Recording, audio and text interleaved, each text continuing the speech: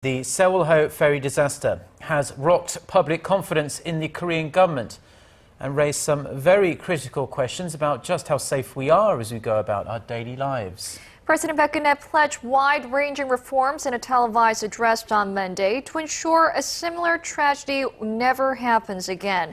The government has already begun the process of making sure the president's words become reality. Arirang News' Kim Ji-yeon reports.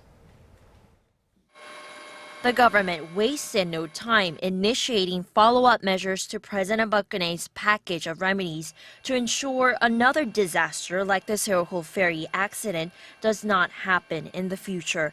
As her address wrapped Monday, officials led by Presidential Chief of Staff Ki-choon broke President Park's remedies into 5 main sectors and 27 measures in total.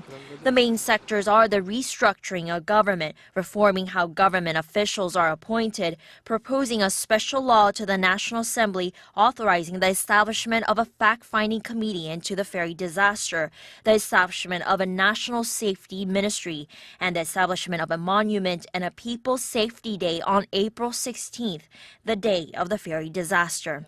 President Park singled out corruption as the main factor undermining the country's safety standards, saying it created an atmosphere where the ferry could sink and take so many lives with it. 공직 유관단체 기관장과 감사직에는 공무원을 임명하지 않을 것입니다.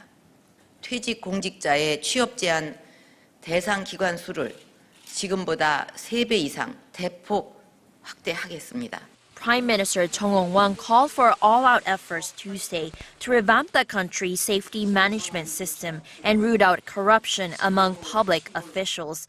A large number of state-run organizations are headed by retired public employees that have worked in firms and organizations related to their former responsibilities.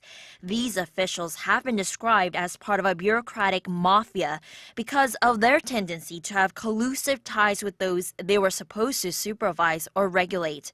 According to the state-run provider of public information, Alio, 51 out of 153 heads of public organizations, or roughly 1/3, could be categorized as bureaucratic mafia.